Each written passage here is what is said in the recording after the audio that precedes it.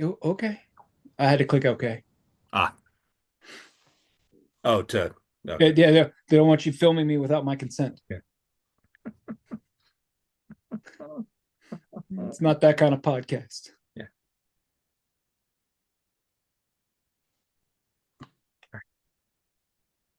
I guess we're live. Maybe. Going to the YouTubes and I Yeah. don't know. I don't know. Seems like we're in. We're going to be say we're in. No one's going to be watching this on a Friday night at 9 o'clock. Yeah, probably not. Oh yeah, we're live. There we are. You see us on your phone, or you see us Yep. on. I'm seeing us on. Yep. Okay. So Weird. I'll keep an eye out in case people pop in. In case people chat, Yeah. chatty, chat. So yeah, I found out all kind of stuff today. Yeah.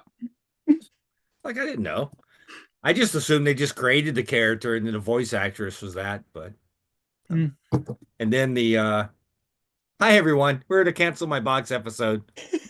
If you're watching this, we'll get to our topic at some point, We're which talking is about cocaine bears and video games right now. that's right. Tonight's episode is going to be about comic distribution and comic shop friendliness Mm-hmm. between each other. Yep. But first, we're going to talk about the thing that's making everyone mad today, which is the Witcher 4 video game trailer. Like I've never played The Witcher. I've watched 2 seasons of the show, but I'm like, Siri in the show is awesome. I assume she's equally as awesome in the game. And I'm sitting there thinking, I haven't read any of the books and I've played none of the video games, but there's a good chance that I'm going to get Witcher 4. Yeah. I don't Like, know. right? They're a little bit scary. You might not like it. The trailer's pretty cool. I mean, I didn't watch the trailer. I just yeah, saw when the shot. it's kind of like like a movie, but it's like 6 minutes long. Oh, all right. I'll It's like a check it six out. minute long movie trailer is what it is. Hmm. Oh yeah, sure. It's fine. Yeah. It just makes me laugh that everyone's so upset. Yeah. It's not like she's never been in any of the other games. You know how people like to complain, especially when some girl does girl stuff. Girls. Yeah. Yeah. We get back to our live streaming here. Okay. Says we have two concurrent viewers. It's probably you and I. So, Probably. Yep. which is fine. Yeah, we'll just talk to ourselves. It's fine. It's fine. It's what we do most of the time anyway. But we don't need any of the other stuff. Let me get back to my Zoom. I I am going to move our Zoom over here. That way, if someone does pop in and ask questions, I can see it. Ooh, This seems like work. fancy. I want a phone. I want a phone this time. Don't want to phone it in. So people could just join it. So, hey, Bill, how's it Oh, going? hey, Bill. So, also off topic, I got the proton pack last year, the Ghostbuster proton pack. Yeah. My ghost trap and meter just shipped today. Oh, cool. So, So by Free Comic Book Day, you yeah, might be ready with yeah. that. By free comic book day, I'll be Ghostbuster ready this year. Awesome. So that'll be my stick. That's cool. So anyway, and my Optimus 86 should be here tomorrow. So Oh, you need to bring that by. I want to see it. yeah, I'll do that. All right. So anyway, topic. We have a topic tonight. We We do. do. We technically have two topics that we kind of merged into one because it's not a huge, but the first one is, I guess, is our distribution wars. Woes? Woes is, yeah. I guess it was a war back in the 80s and 90s, right? Yeah. Yeah. So, The Cap City and what was the other one? I have forgotten. Yeah, we had it was, but it was a bunch. There was a bunch in the 80s and 90s Yeah. that was around. And so then we had Heroes because a lot of Oh, people right. forget. Heroes World. Yeah. Yeah, so a lot of people forget. All right, so let's we're going to talk about today in a minute, but let's go back. So back in the dark times, you know, comics was not the easiest thing to get for shops, which is why there wasn't a whole lot of shops to begin with because the distribution was really low. It just really wasn't there. You had what, a couple of people out west, and then you had some on the East Coast. And sorry, I don't know all their names, and I trust me, we're not doing a history of distribution. We're just trying to get to today. So people can understand what comic shops are going through today. But it kind of helps to know a little bit because the the golden era of distribution is now over. The- Everyone is getting what they asked for, and now they're complaining about it. But we'll get to that too. Like the earliest distribution for comics were not like the direct market didn't exist yet. Comic shops weren't around. It was your magazine distributors selling to drugstores and newsstands, Correct. And and they were sold exactly the same way as your magazines and your newspapers. they were returnable. Yep. That's why if you get old comics and you see a date stamp on it, that's why most grading services they don't take away from that date stamp because that's how it was done for the store. It was dated the day it came in the shop. So in your old comics, right? Your old comics would say like this was an April issue. Well, that's when you were supposed to take it off the rack. And if you ever get a comic where the logo is missing at the top of the book, that's because that's how they returned books for some amount of time. Was Yep. they cut the logo off the top and mailed it back. Right. So it was no longer a complete book. Yep. Yeah, good times. Mm-hmm. What we had advanced. There was advanced distribution. I thought it, It was one called Advanced. I had the yeah, book like right over here. I looked at it the other day. but I'm not 100%, but I think Advance was the previews for Capital City. Yeah, it could have been. That might have I been what it think I was. think that's what it was. Right. Like, yeah, Yeah, so we had Capital City and there was a whole bunch of stuff. Um, no, there was no way to no. really reorder books for resale like there is today.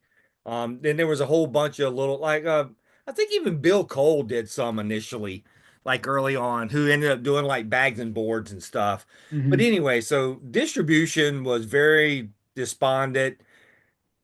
Like a lot of indie comics you could only get from like a distributor out west. And then there was only like the East Coast, it was all a big mess. And at the end of the day, and then Heroes came along. So you had Heroes, which basically Marvel basically left was like, we're going to do our own thing. And that was a whole nother endeavor. But that was during Diamond's time. So Yeah, that was we'll get there. 92-ish, I think. Yeah. So anyway, there was this gentleman named Steve Jeppy who owned a comic shop up in Baltimore. And he basically listened to everyone, and being an entrepreneur that he was at the time, he basically created Diamond Comics.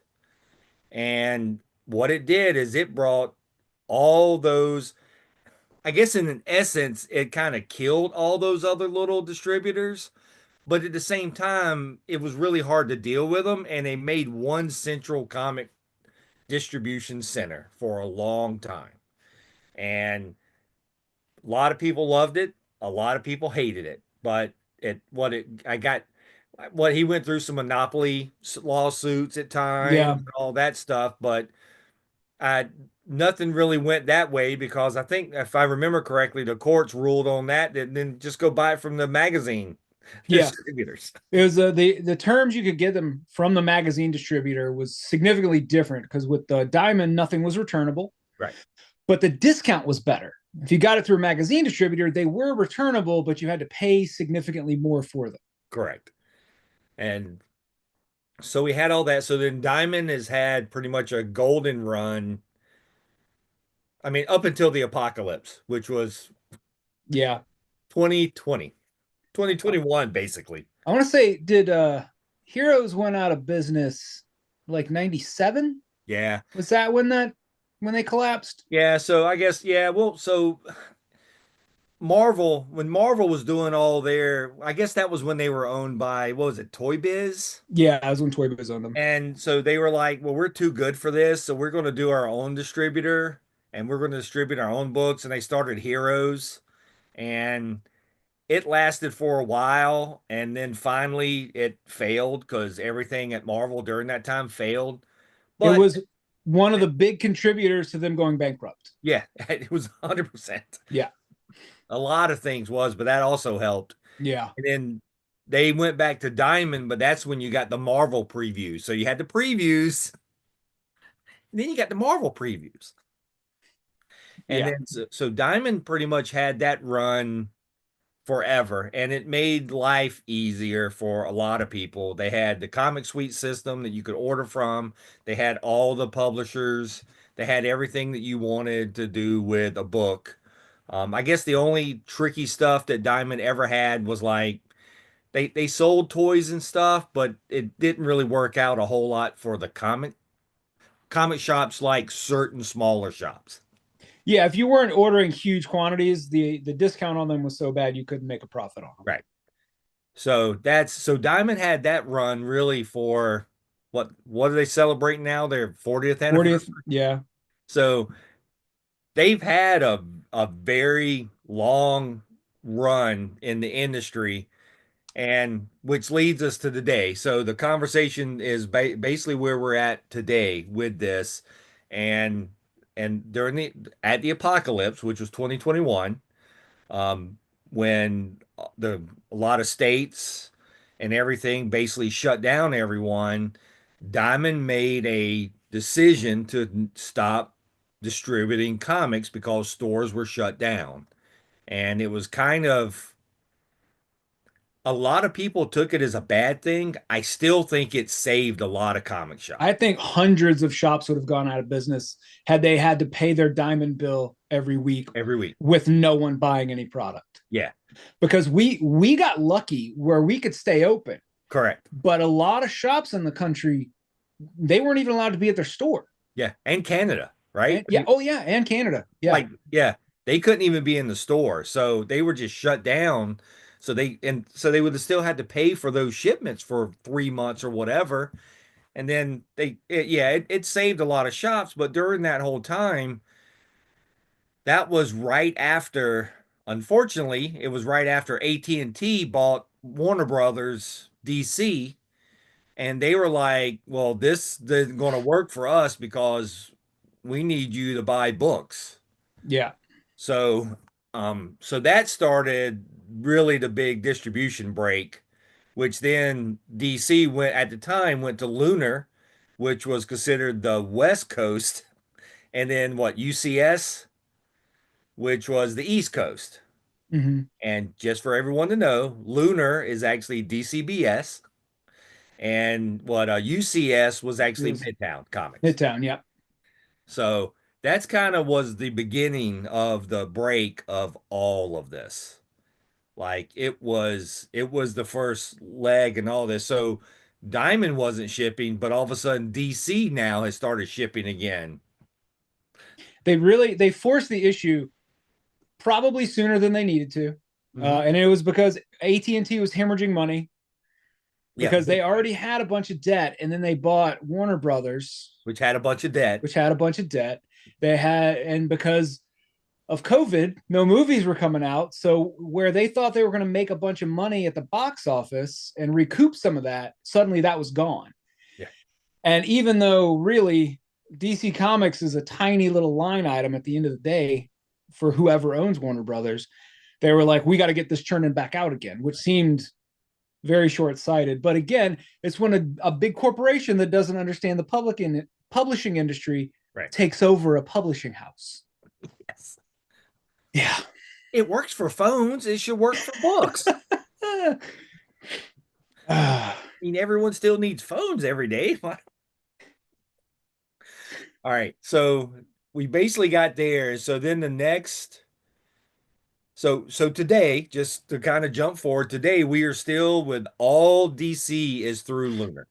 Yep, you can only get 100%. DC books through Lunar or uh, what's what's the Canadian Yeah, guys? I can't Universal or remember. something, Universal, right? something Universal. like that. So UCS, which is Midtown, they bowed out after about the first year. Yeah, they were like, this is more work than it's Yeah. too much work for not enough money.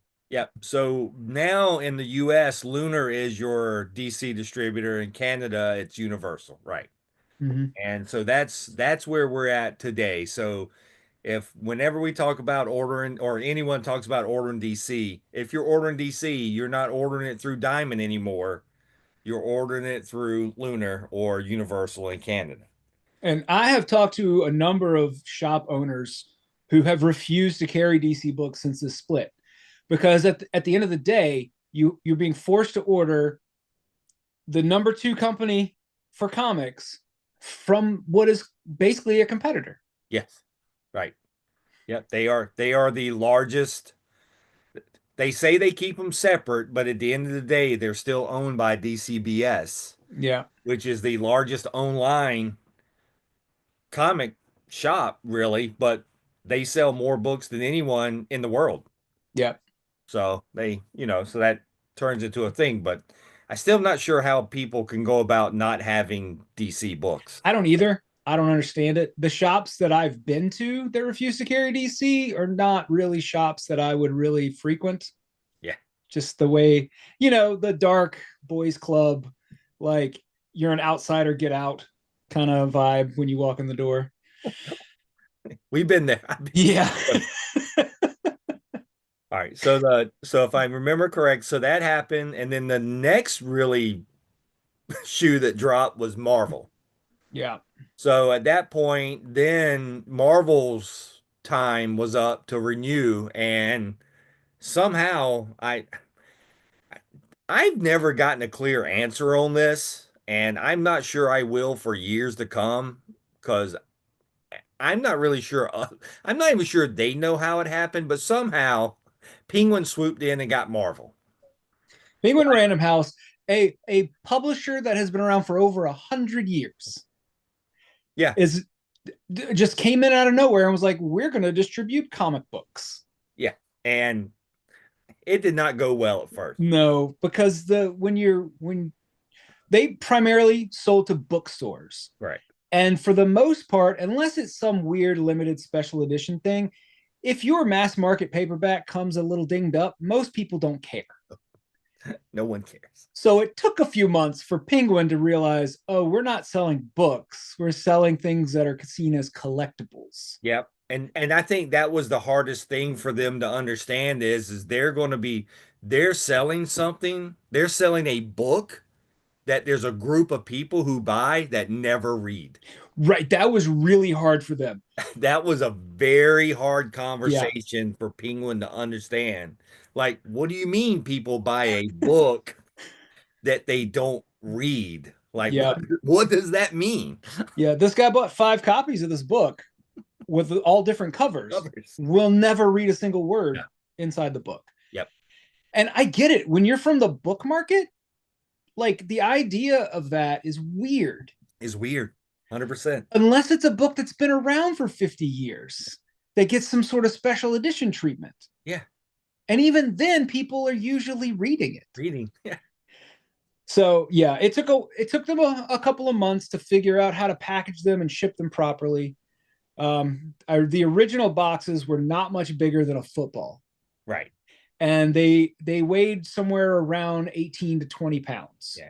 And that was a problem because You once again, the UPS, I'm not going to, whoever was shipping it, it wasn't always necessarily UPS, but most of the time it was, but they treated them like a football. Yeah, if you're a dude that works at UPS and you're chugging like 50-pound boxes all day long, you're going to be pretty strong. So a little handheld 20-pound box, that's got to be satisfying to just launch across.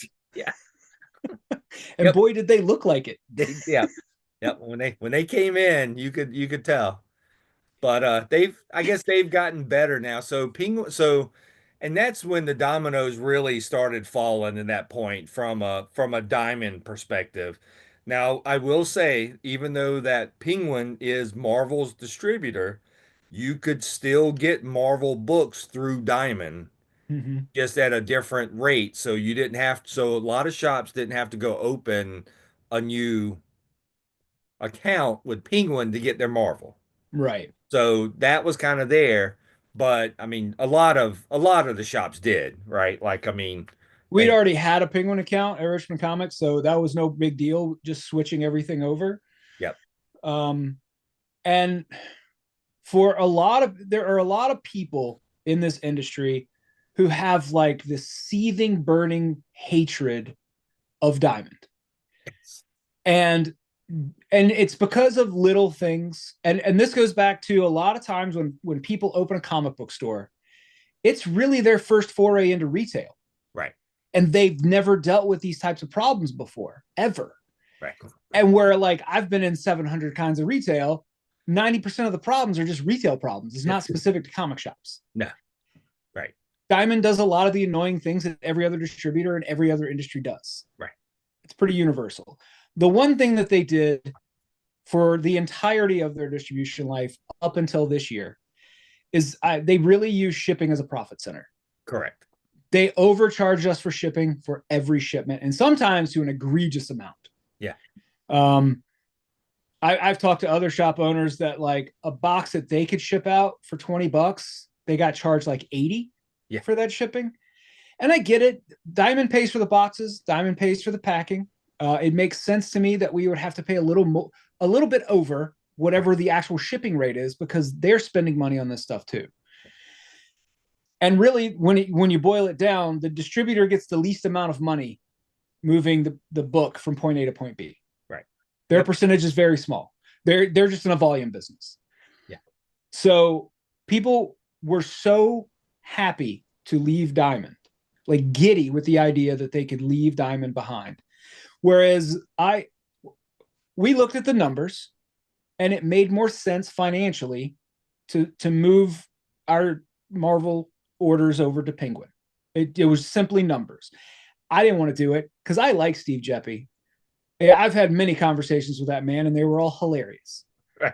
Uh, so I felt bad, but I have a business to run, so Yeah, this is what it is. yeah, But anyway, I just wanted to give a little reason why a lot of people hate Diamond.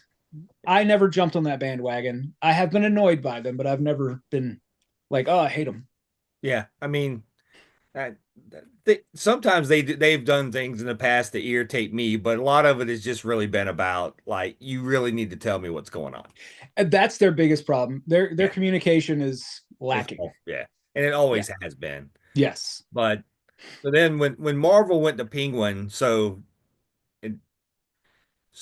it, so everything that we're getting ready to talk about now, I want to preface with so as of today, right this second, which is what, December 13th, 2024. Yeah. Other than DC, you can still get all the other books through Diamond. Mm-hmm. No Yep. matter who their main publisher is, it's just going to cost you as a store a little bit more to order it through Diamond. Your percentages aren't going to be as good as getting it through the main distributor.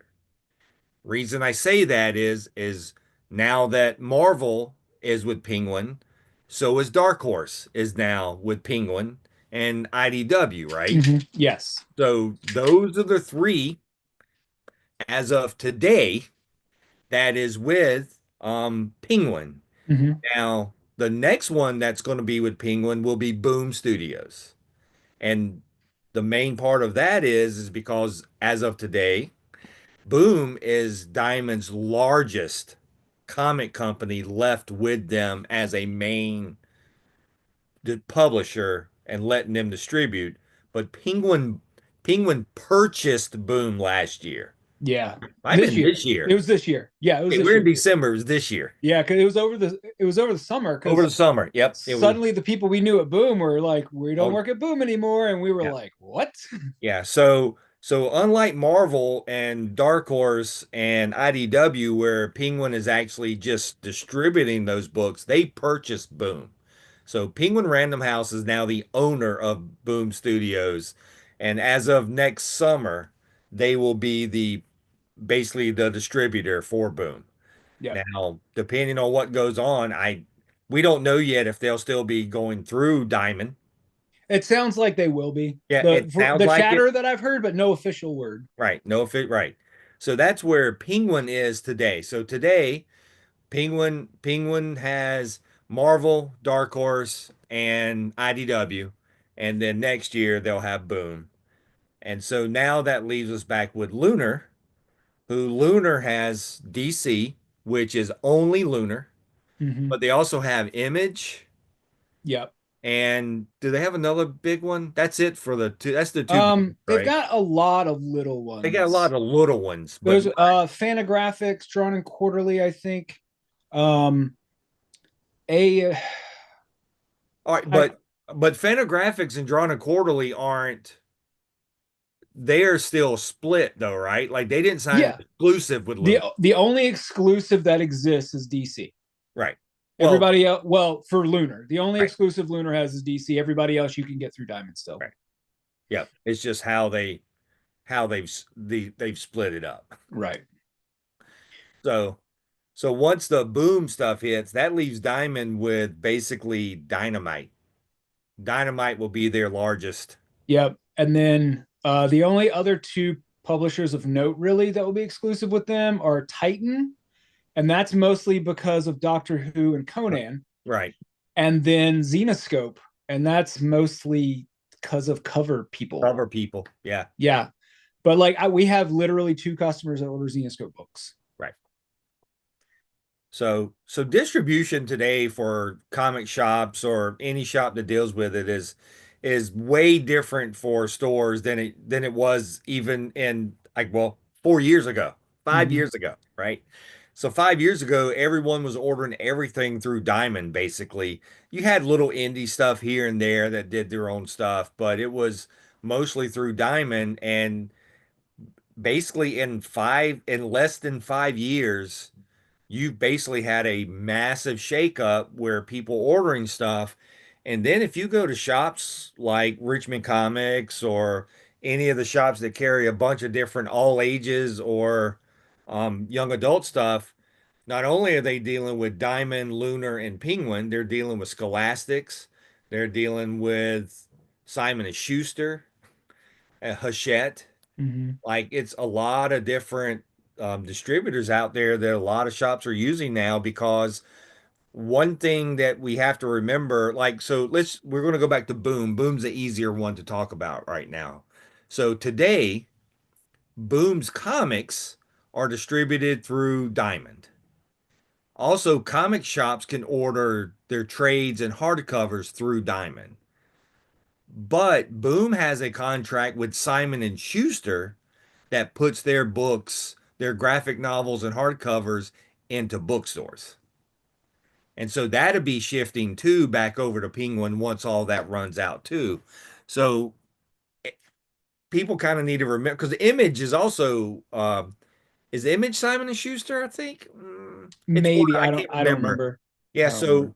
so also remember like when we talk about like how comics get out there and the trades to the bookstore is a completely different distributor for most of these Yeah, companies. the exclusive that DC has with Lunar is for comic books. We Correct. order trade paperbacks and hardcovers through Penguin Random House. Right. Yeah. Yeah. It's done differently. So it's it's just I think it's just good for people to understand that, there's so many distributors out there and so many ways to get it and how everything's looked at that the industry is changing now, right? Mm-hmm. Like when especially with the way some titles are finally becoming evergreen from a trade or a hardcover perspective. I would say more than ever before, wouldn't you? With these new publishing programs that Yeah. DC and then now Marvel has started, yes, absolutely. The DC compact editions, Yep. we're like, I don't remember when it was, but we had a few years where we couldn't get a copy of Watchmen. Right. And now that is a book that they're going to keep in every format always. Right. And then with the DC Compact Edition, we've got like stuff like Gotham City Sirens, An American Vampire, Right. and All Star Superman that are books that would frequently go out of print, and then we'd have to wait months or a year to get them back in. And now they will be readily available theoretically. Right. And Boom is basically reprinting Klaus every Every holiday season now. Yep. It's an evergreen title, but it's only an evergreen title come At Christmas time. November, which Yeah. which is fine, right? Yep. Because that's when they're going to sell the most of them. But they're like, hey, we're just not going to print them in July, but give us a few months and you can find Mm-hmm. them. So a whole new printing of that come out. So that they're printing because of them going into the bookstore is kind of helped that. Mm-hmm. Um, and I do also want to say from a Diamond perspective, Diamond does have some exclusives for bookstores also. Like some of these companies that do trades and stuff to get into a bookstore is through Diamond's book division. Yeah. So there's no other way to for so a lot of like Barnes and Nobles and stuff, they actually have m most of those places will have a contract with Diamond too, because that's how they'll get their books because of how they or graphic novels basically Mm-hmm. through that method. So yeah, it's gone crazy. So individual shops, no, but that's where Comics Pro comes in. They're basically almost like a lobbying group for the comic book industry. Right. We have an annual meeting in February, and these guys have regular meetings with every publisher and every distributor to try and work out the best possible deal for everyone involved. And it's a little bit different because they're not just negotiating on behalf of comic shops. They're negotiating on behalf of the comic book industry. So they're not trying to screw over distributors or publishers. They're trying to create a balance that allows everyone to survive and thrive, which is a lot of times difficult in an industry that seems to be shrinking a little bit. Um, over the decades. In the late '90s, mid late '90s, there were 5,000 comic shops, Yeah. something like that. Now there's 2,500 to 3,000, depending on who Yeah. you ask. Yeah. It any day it goes up and down. Yeah. And that's a good point. The good point about the Comics Pro being the part about the whole looking out for the whole industry. As a lot of people, I mean, once again, social media, right? Mm-hmm. Like, and I'm part of like groups and stuff like that. And what ends up happening is you'll get once again, just like everywhere else, is these loud people will scream at the top of their lungs about how wrong something is. But at the end of the day, that may have been fine with me. Like it's not a Mm-hmm. complaint that I had, but these other people are so outraged. But it only affected like three people in a negative way, but it affected 1,500 in a positive way. So, you know, sometimes things don't happen because, well, you may just need to change a little bit. And, I'll say it, there's shops that don't like to change. Hey, I've been doing this way for 30 years. Why do I need to change? And that's that's hard for Yeah. a lot of shops, and especially dealing like some shops, they hate dealing with five different distributors. Yeah. There are shops that only order from Diamond. They won't go anywhere else because it's one order form, one order done. And that seems silly to me. For me, once again, I'm talking me. That seems silly in a sense that you're a retail store. Like what retail store do you know of that only deals really with one distributor? Yeah. This is the only industry that I've ever worked in that there was only one distributor. Yeah, So, like, when the distribution split, like, my job as the person that orders stuff got more complicated. It takes more time. right. But also the bottom line is that like I can shave dollars off here and there depending on what distributor is doing what. So it makes sense to spend the extra time to do it. Yeah. So I'll be honest, that's I mean, that's where we were going to go is asking like what all the distributors, has put on you because there's there's different POSs to look at and Mhm. everything is a touch and go and then some stuff is probably like manual again because everything at one time was all run through Diamond. It's just not that way anymore. Yeah. So, I mean, so you're probably looking at, I mean, it's like for this conversation, did it go from like an hour or two to a whole day, or what's your ordering like with all these distributors now? All right. So it used to be the big emphasis was on the monthly order form. Like once a month, I sat down with my order form and I went line by line and I did all the math to calculate how many I would need of a thing. And then that would be 6 to 8 hours of work for one day. And then once a week, we would do the final order cutoff, and Right. that would be 30 minutes. So we're looking at over the course of a month, About eight to 8 hours. 8 to 10 hours Right. of work. And now I spend probably 4 hours a week Right. doing the orders. Right. So the amount of time that I spend ordering books is basically doubled. Gotcha. Um, and then on top of that, like we have for the last 10, 12 years used Comic Suite, and then for the last 5 or so years we used Pullbox alongside that.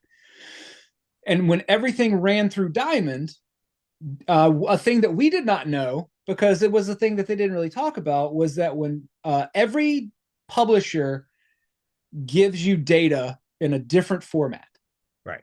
So when the distributor got the data files, they would then go in and streamline and make the data uniform so that when we got the data, it all looked the same. Right. And one of the things that I learned very quickly was that Lunar and Penguin and Diamond treat data very differently. So Philip had to teach me how to go in and edit the CSV files to make them work properly. Because I don't know anything about that sort of software stuff. I just don't. And luckily, Philip is well versed in it, or I would have been completely hosed. Um, so I go in and I put the Penguin information and the Lunar information into Comic Suite, which is basically Diamond's POS, and then that is supposed to take that data, fold it all in, and then spit me out a report of what everyone has ordered. Yay. Since the distribution split, the only pull list that I get that's accurate is the stuff I get from Diamond. I have to go line by line every week, and this is on top of ordering.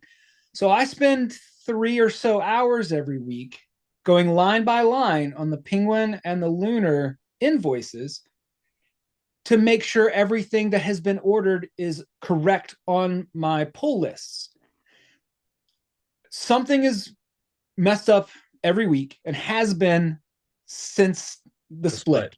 Right. So we're talking a few years now. Um, so the system that we spent a lot of money on to streamline this service, and for a number of years it worked great. Right. But what it seems like is that the Comic Suite team is 2 or 3 people and they're overwhelmed. Right. And when something breaks, they slap a band-aid on it, and it usually breaks something else.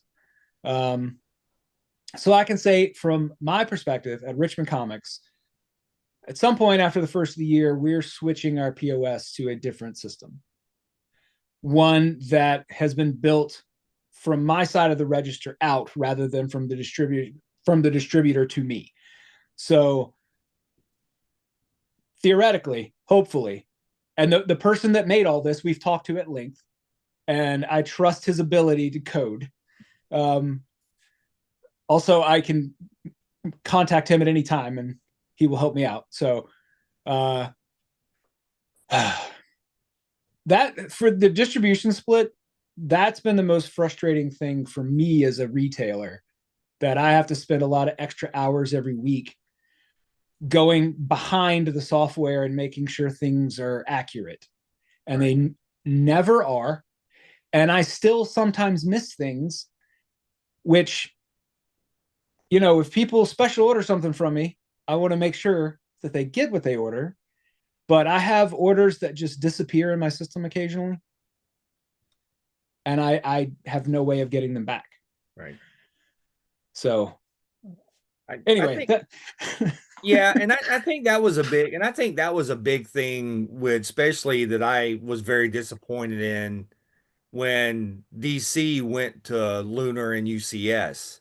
Mhm. It it it wasn't necessarily them leaving Diamond and doing that, but in a way they thumbed up their nose to all the comic shops because they didn't really want to work. So the Diamond POS is the number one POS. Yeah, Like the majority of the people were using the systems. There were other ones out there, but they didn't really want to share their files to make things easy for everyone to work with. So everyone was having to guess. So it's really weird. I do. Bill's right. I do take it very personally because I'm the guy that orders everything. I'm the guy that puts the books in your box. If something's missing, I do take it very personally. I feel like I have failed somewhere. And a lot of times, the last couple of years, I have really more and more realized that it's the software that Right. seems to be failing more than me, which, you know, should make me feel better, but it doesn't really. Yeah. Hopefully, I mean that's all yeah, I mean that's the big thing. And there is I will tell you that there's a group that is out of Comics Pro that is a data group. Mm-hmm. And currently, we're working with the whole industry to try to get everyone to have a standard set of data, no matter if you're a publisher, you're a comic shop, you're a distributor, and no matter across the board that it's all the same information all the time Yeah. on how you're going to create the UPC codes, to how you're going to create second printings or different covers and all that stuff. So there's a group that meets. We meet like every 2 to 3 months, and it's a slow roll to try to get everyone on board with everything because once again, all everything requires work on everyone, right? Yeah. So a lot of times you're like, well, I don't want to. I understand what you're saying, but like, do I really want to go change my system or what I send? But it's everyone's reliant on that data, right? Yeah. As Tommy mentioned, like Lunar gets a set of data from DC that's different than what Image may send Lunar or what anyone sends Lunar. It's all different, and they're figuring it out. And the same way with Diamond and all that. So, Well, thank you, Bill. I appreciate that. yeah, I mean, it's a lot of and the problem is with the mistakes, right? Not I'm talking mistakes in the industry, not Not me not a personally. Tommy mistake. Yeah, not you personally. Is that everyone knows it's happening, right? It's when things disappear, like Diamond gets all the logs. They know it's happening. Like, so Diamond knows it's happening. The publisher knows it's happening, but they still don't want to take or help take responsibility to say, we're going to overprint some stuff to make sure that you can order this. Yeah. And so it's kind of across an industry where everything needs to get fixed. Now, I don't do any of that, right? So I'm going to tell you from my perspective as a past owner of a shop and someone who still promotes this industry as been taken serious, whether this is good or bad, if you have to deal with 5 or 6 distributors on a weekly basis, it's going to quickly weed out the people who really want to run a shop compared to who doesn't want to run a shop. I've seen a lot of shops go out of business in the last 2 years because people are like, it's too much. I can't do it. Yeah, like it really will. It's because at the end of the day, Diamond made things easy, and it made it really easy for people who had, I'm going to say it, no business running a shop, own a shop. Yeah. because they were not there for the right reasons. They wasn't there for the people. They wasn't there to help anyone. They wasn't there to treat it as a retail shop. They were there to treat it as a clubhouse, and they would be open as a retail store, but they were treating it as a clubhouse. So, as Tommy knows, and most people know, one of my pet peeves is going into a shop and an owner sitting there in PJs and it's dank and dark, and then you try to get a family going there, and that's their first experience in the shop. It doesn't do anyone good in any industry. And I know that's a different soapbox, but those people are going away, right? Hmm. Because they can't handle the 5 or 6 different distributors that you have to deal with to stay in business. Because I'm going to tell you, if you're ordering Marvel from Diamond and you're not ordering it from Penguin, you're not getting the best price for your shop. Yeah. Your percentage is going down. Same way with IDW, same way with Dark Horse, same way with Image. Your percentage, so those percentages add up, right? Like, think about it from a level. Like, even if it's only 2 or 3%, when you're ordering quantity of books, those little percentages add up over months, and they can't do it. Yeah. So I mean, I don't, where do you see at this point, where do you see Diamond going, right? Because let's look at it from a standpoint. So after next summer, Hmm. which we don't know anything about Dynamite at this time, but after next summer, Dynamite will be their number one book that is basically an exclusive. So I don't know. We talked about this a year ago, and we both felt pretty positive Yeah. about Diamond's future. And that was partly because we had just talked to Chris and we had just talked to Jeppy, and they were very like gung ho rah rah, everything's great. But let's talk about the last month.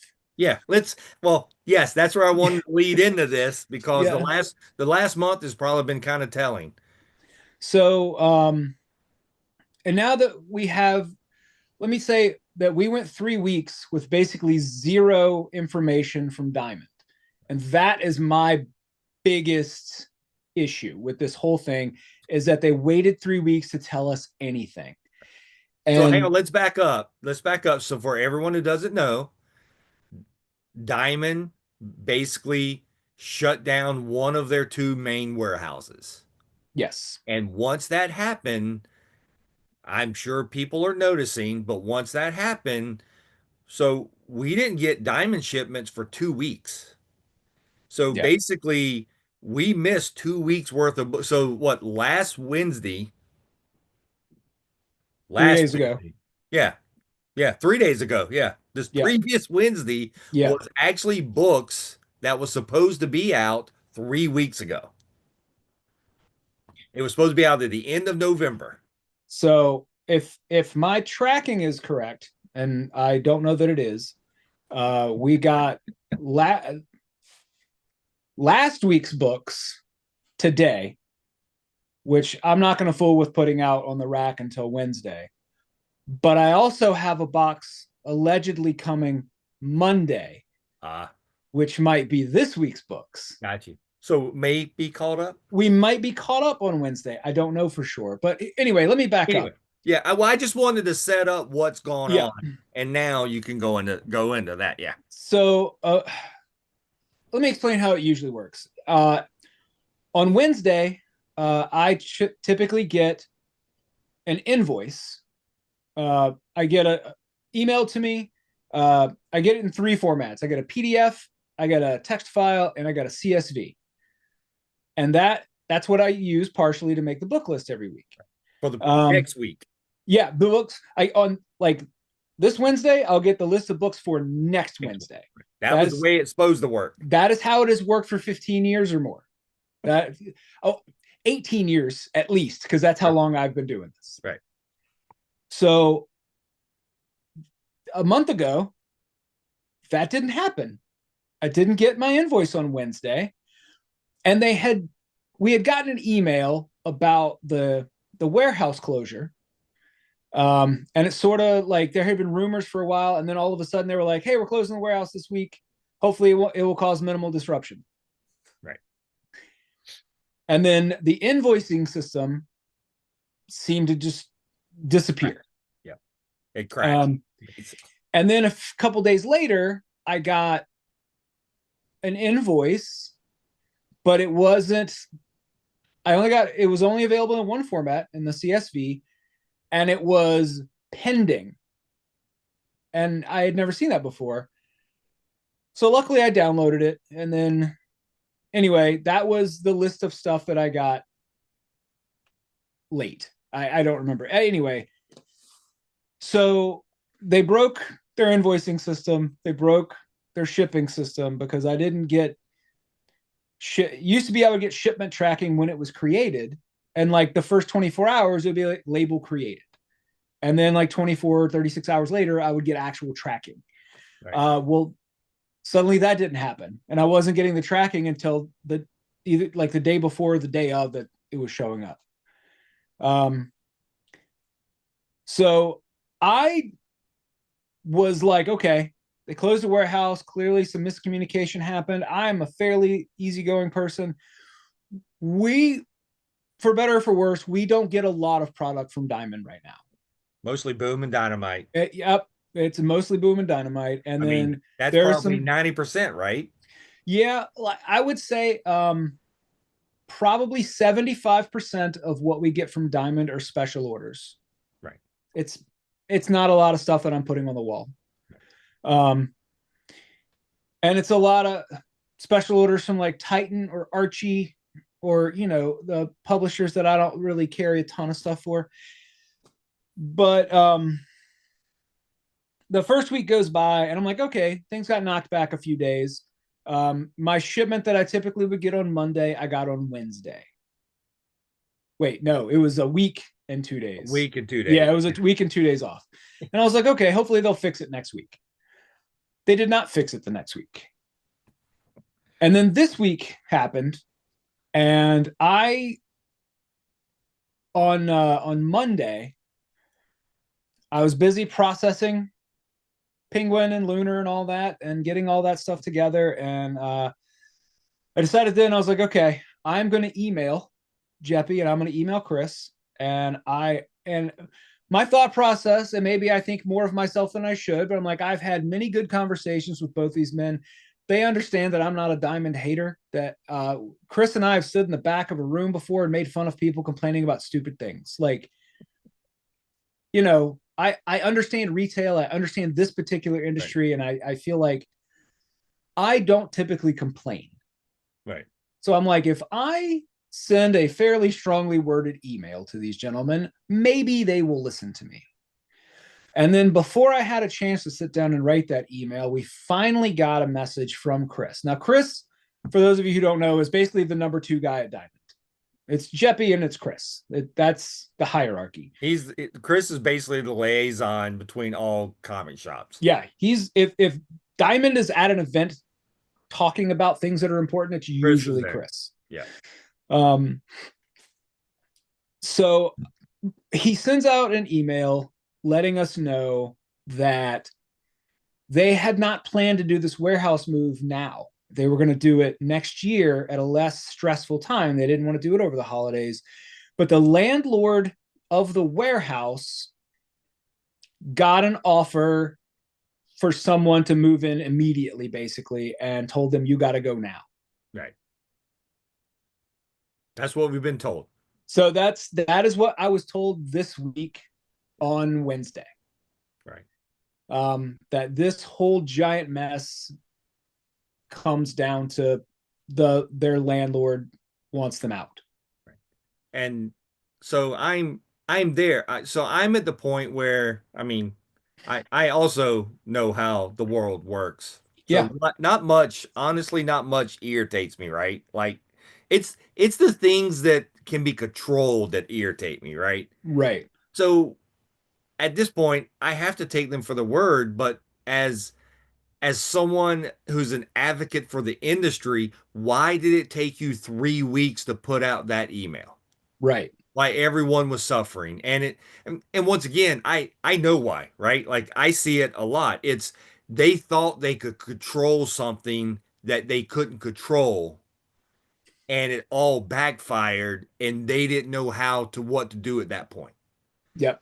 Like, because if it all just been 1 week, they could have sit there and go, "It's fine, it happened, we Yeah. moved," but it wasn't. But I guarantee you that was their thinking. Their thinking was is we can control this, and they can't because I think at this point we still don't know when things are going to get caught up. And the things that were left to speculate on, Right. like they had to lay off an entire warehouse full of people. Right. They consolidated two warehouses full of merchandise into one. And it certainly seems like they did not staff up at the other warehouse to deal with the influx of product. Right. So you're left with half of the staff to deal with all of this stuff, basically. Right. And like, how much of their front end, like office staff, have they retained? Yeah. Because it certainly feels like there's been no real communication during this entire process, which is my big issue. Right. You know, I And that's I fine. I understand a landlord going, okay, your lease is up. We were going to give you a month to month, but somebody else wants to move in right now and probably for a higher rate. You got to go. Yeah. I get that. Trust me, I get that. But I needed to know that Yeah. when this all started. Or you're telling me that my business isn't important. Yeah. And that's like I said, I think that was my biggest thing is basically the communication. Communication could have been way better on Yeah. that whole front. So I thought I kind of felt like that was a failure. And I'll be honest with you, I think that's a failure in retail in general, Mm-hmm. right? Like I kind of feel like that is a pretty big communication is just a failure on so many levels, I think, Yeah. on any of this. Because at the end of the day, it's all business, but it's livelihood, right? Mm-hmm. Like it's people most small business retail people aren't going to retire millionaires, right? They're not. They may retire thousandaires. Do you know the easiest way to retire a billionaire or how to retire a millionaire is to start off as a billionaire? Exactly. Like especially if you're going to own a comic shop. Right. Yeah. And I think and I sometimes like I know everyone wants to do the good thing on the distributors, but I always feel like that's a failure from their standpoint to keep everyone informed on what people their livelihood is. So yeah, it's Yeah. it's still going to be another interesting year with the distributors and how it's going to be handled and where it goes. But I mean basically by next summer, most shops the size of Richmond Comics or any of the shops that want to stay in business and keep doing things for the customers, really the only thing they'll be getting through Diamond is any special order or dynamite. And we don't really know where dynamite's going to end up going. And I guess distillery, if you're doing a big distillery business. Yeah. I think Titan also is as long as they retain the Conan license. Right. I think Conan and Doctor Who sell well enough across the board that Titan still has some sway there. But But it's still small though, right? yeah, Like it's not, I mean, let's be fair. I mean, I'm fair to this industry. There's not going to be a single shop that goes out of business if they quit carrying Conan and Doctor Who. yeah, you're They're correct. just not. I mean, Yeah, I once again, do I like Conan? Absolutely. Do I yeah. like Doctor Who? Absolutely. Like you're just not going to lose the customer base if shops quit carrying those. And some of them, like Xenoscope, Yeah, we could order direct from them. correct. Like probably not at the amount that we order, Yeah. because like it is literally two people. But I Xenoscope bet has they a would. I bet they would. I maybe. guarantee. I I guarantee you. know I know I've talked to the guys at Xenoscope, and they have shops can order direct from them. Because I want to, once again, I like being fair to people. The people at Xenoscope, Oh, they're awesome. they're awesome Yeah, people. 100% awesome. I guarantee you it would be nothing to just order from them if to yeah, go down that route. Absolutely. I mean, but and you could do the same thing with Silver Sprocket, right?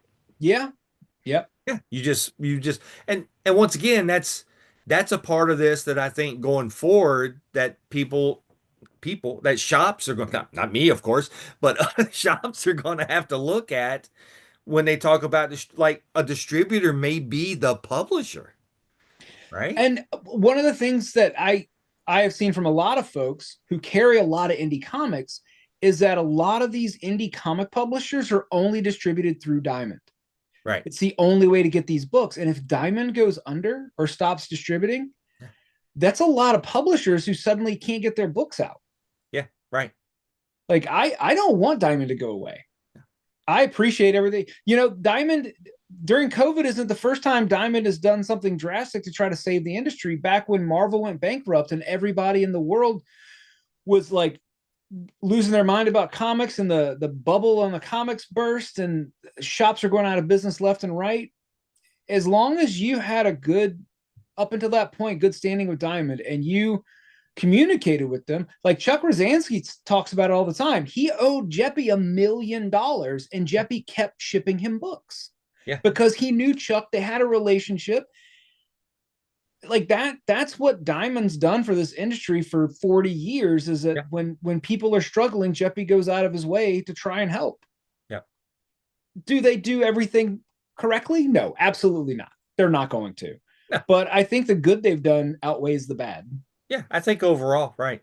Yeah. I mean, I think a lot of the industry is based because of the one moving to that one distribution of Diamond years ago. Mm-hmm. Like things just would like the 90s, right? Like what would have survived the 90s without basically dying? And we saw what happened when Marvel tried to Yeah. split and had to go bankrupt, Yeah. right? When Heroes World went under, Yeah, like a lot of shops went with them. yeah, absolutely. And the shops that really survived were the ones that leaned heavily on Diamond. Yeah, absolutely. So, I mean, it's still going to be, I'm sure a year from now, we'll be doing another video with an update Yeah. of what's going on. But I mean, this is just a good understanding of where we're at today at the end of 2024 with distribution and publishing in the comic industry. And like I'm not saying it's good or bad. I'm just saying what it is. I just want people to understand Yeah. what shops are going through. Once again, good or bad is going to be up to you. Some shops are going to say it's bad because they don't want to deal with it and they'll just go under. Some shops will say it's good because it gives them choice and it gives them a better idea of what they can handle. And granted, as Tommy mentioned, it's probably may take some more time, but that I still think over time, as the distributors stay split, the data will get better and make that easier. I think so too. The data team has been working for 2 years now Yeah, on two getting years. this done. Yeah, And I think once they do that, no matter what software you use for your POS, and once the data streamlined, these problems that I've been dealing with for the last few years will go away. yeah. I mean, it's just one of those things. Yeah.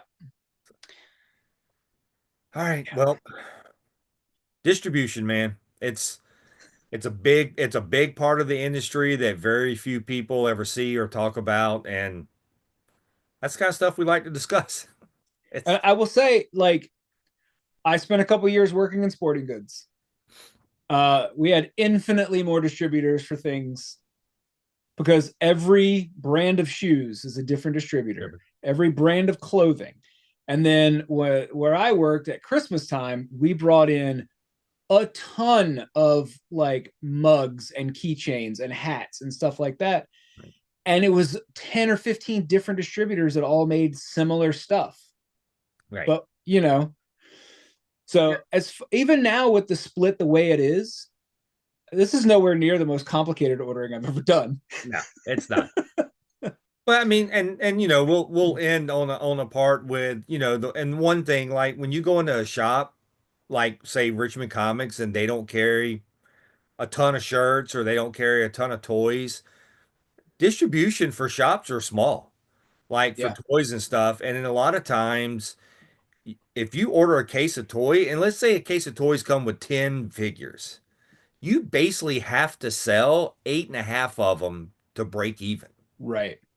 And so that's hard on. So a lot of shops do carry toys, but those shops are doing it because they have people that they know they can sell to, but it's not much better.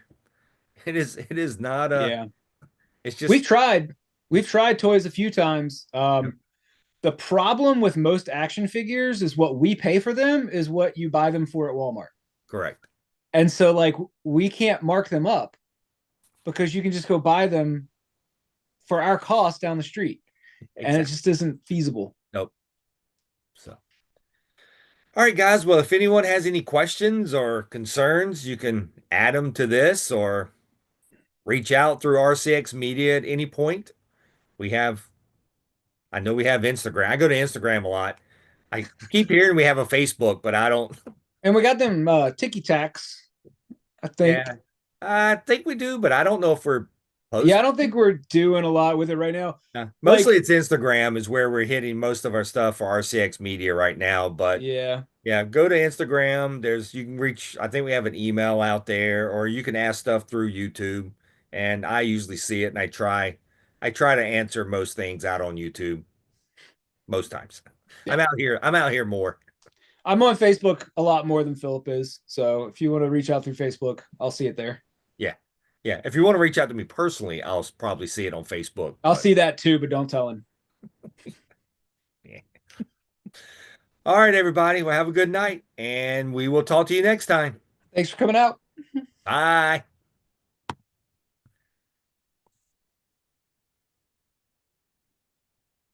Streams ended. Hey, The streams ended. the dreams ended.